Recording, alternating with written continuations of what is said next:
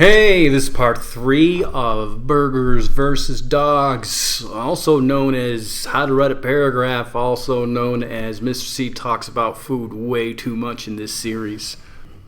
So let's look back at what we've already done. We've covered the hook, we've covered the topic sentence, we've covered evidence, we've covered analysis, and today is the fifth and final part, the concluding sentence, or as I like to call it, the mic drop moment. You know, like when you're done, like saying something really cool on stage with a microphone, you could emphasize how cool you just ended by dropping the microphone. Now listen, as somebody who owns microphones, they're expensive. Don't drop them unless they're yours and you're ready to replace them. But I do like to call the end of a paragraph the mic drop moment, and I think it's every bit as important as the hook in terms of making sure the reader finds you memorable. Let's start with some good news about the concluding sentence. No new info needs to be included in the concluding sentence, in your mic drop moment. No new info needs to show up. So what are you supposed to do? Well, one of the things you're expected to do is kind of sum up all your points, and there's plenty of ways you can do that and make it kind of boring, but try to add some pizzazz. Remember, you're looking to be remembered. So how do we do it? What are some strategies? What are some ideas that we can use? Well, one thing you can do is look back to the beginning. All right, what did you do for a hook? Is it something you could revisit? I mean, if you went with humor, can you finish with humor? If you went with drama, can you finish with drama? Is the idea that you brought up in your hook something you can revisit with your reader?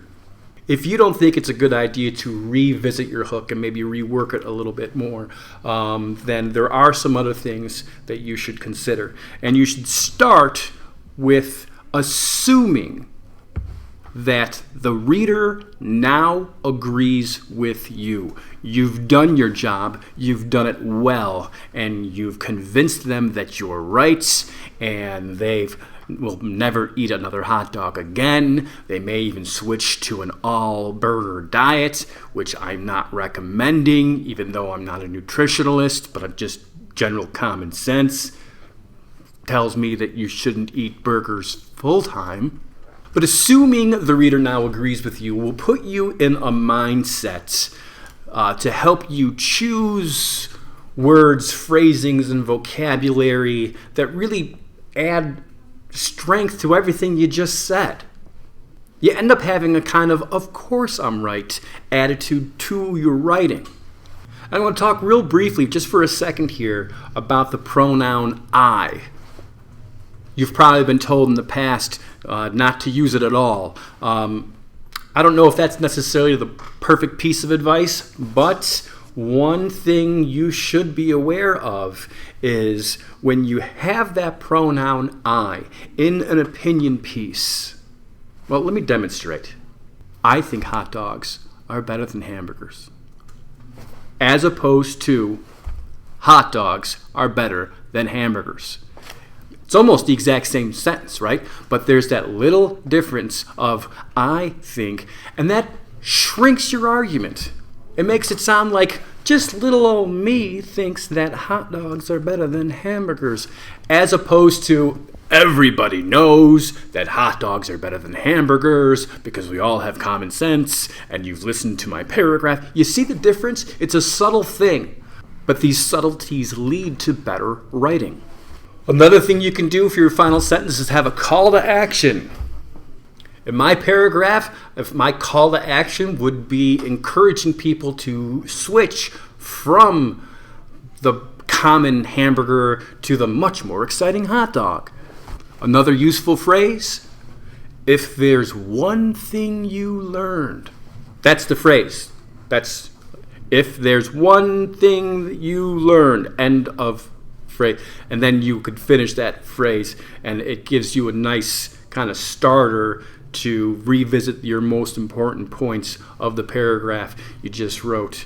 And another great strategy for putting together a concluding sentence for that mic drop moment is to look to the future and look to a very overdramatic future.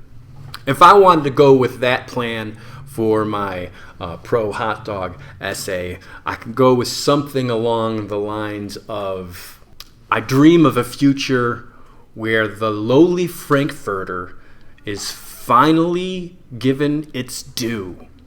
And when you're putting together one of these dramatic looks into the future, aim for either a best case scenario or a worst case scenario, all depending on what you've done with the earlier part of your paragraph, or if one really calls you more than another. But again, go big or go home. Look to the future in terms of best and worst case scenarios. So, in terms of how to put together a concluding sentence, that mic drop moments, that's about all the advice I have for you. So, are you ready to submit? No, you're not quite ready to submit. On every paragraph rubric, you should expect to see something in the rubric that addresses the hook, the topic sentence, evidence and analysis, concluding sentence, and language use and conventions.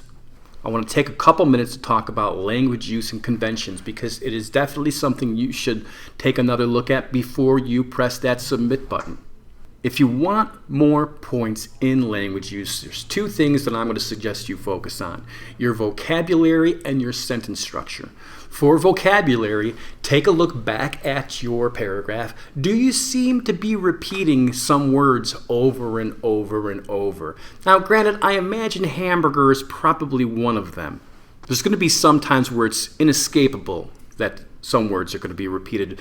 If you can vary the vocabulary so you're not saying the same words over and over and over, then you should do just that. I could go with hot dog, I could go with dog, I could go with Frankfurter, I can go with Frank, I can maybe even name, Oscar Mayer, some others, things. There's things that I can do so the reader isn't hearing the word hot dog, hot dog, hot dog, hot dog, hot dog, hot dog, hot dog, hot dog. Yeah, I did that maybe a little bit too long. You know what your friend is for gathering some new vocabulary? A thesaurus. Do you need to go buy a thesaurus? No. If you highlight the word and then right-click on it, it'll send you to a thesaurus. It'll suggest replacements for that word. Check it out. The other thing you can do with language use, like I said, is vary your sentence structures. Vary the length of them. Take a look at this piece of writing. This sentence has 5 words. Here are 5 more words. 5-word sentences are fine, but several together become monotonous. Listen to what is happening. The writing is getting boring. The sound of it drones. It's like a stuck record.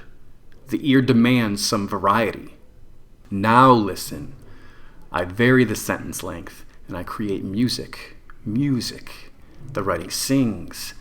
It has a pleasant rhythm, a lilt, a harmony. I use short sentences, and I use sentences of medium length. And sometimes when I am certain the reader is rested, I will engage him with a sentence of considerable length, a sentence that burns with energy and builds with all the impetus of a crescendo, the roll of the drums, the crash of the cymbals, sounds that say, listen to this, it is important. So write with a combination of short, medium, and long sentences. Create a sound that pleases the reader's ear. Don't just write words. Write music. I think that's a pretty cool piece of writing that really demonstrates the point that it's trying to make. So that's on the language use side of things. And let's talk about conventions. Conventions is going to cover spelling, punctuation, capitalization, those kinds of things. You and I both know that the software covers a lot of this. You know those red underlines you get under words? That means the words are spelled wrong. You guys know if you just click on it, it'll help you fix it a lot of times. If you're submitting stuff with words that are underlined and misspelled, why are you giving up those free points? And it does get kind of frustrating to see students who know better to not use punctuation capitalization. The pronoun I, capitalize it. The first letter of your name or anyone else's name, capitalize it. When you're done with the sentence, how about a period or question mark or exclamation point, whichever works. Now I know these rules about capitalization and punctuation are relaxed quite a bit in casual texting, and I'm fine with that. I told you I'm not going to be that guy that complains that texting is ruining the English language, and I'm not. But academic writing is not casual texting. There are different expectations. But most importantly, don't give up these free points by failing to right-click on some things. Alright, so that's about it for the video. I guess I'll go ahead and unlock the corresponding activity, and we'll see you again tomorrow. Hot dogs are better.